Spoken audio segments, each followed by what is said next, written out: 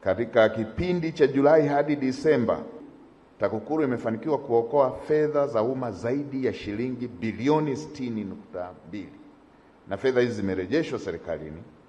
Ndizo zimefanya kazi ya huduma za jamii, zimepeleka dawa hospitalini, zimepeleka umeme vijijini, zimepeleka maji kwa Watanzania, zimerekebisha madaraja yaliyokatika, zimepeleka mchango kwenye elimu bila ada, zimepeleka kwenye mikopo ya elimu ya juu. Huu ndo muunganiko wa kazi yenu na maisha ya kila siku ya Mtanzania. Hongereni sana. Na Mheshimiwa Rais kila wakati tunapokuwepo wasaidizi wake anatuelekeza kuhusu kuhakikisha masuala yanayohusu huduma za jamii, maendeleo ya Watanzania na masuala ya utawala bora yanazingatiwa. Ndiyo maana kama alivyotangulia kusema, si tu ameziimarisha taasisi hizi, pia amezipa msukumo wa kusonga mbele katika mapambano haya. Ndiyo maana unaweza kuona kazi kubwa hiyo ambayo inafanyika.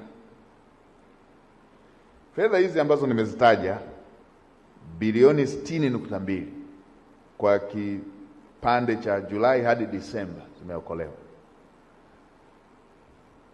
Inaweza kutumika kuchangia afua mbalimbali katika mipango ya afya ya uzazi, mama na mtoto, ununuzi na usambazaji wa dawa muhimu, vifaa tiba na vitendanishi. Hili sio jambo dogo, hakika ni mguso chanya kwa maisha ya Watanzania. Katika kesi 489 zilizosikilizwa mahakamani, Jamhuri imeshinda kwa asilimia 68.8. Hii ni ishara ya kazi nzuri ya uchunguzi,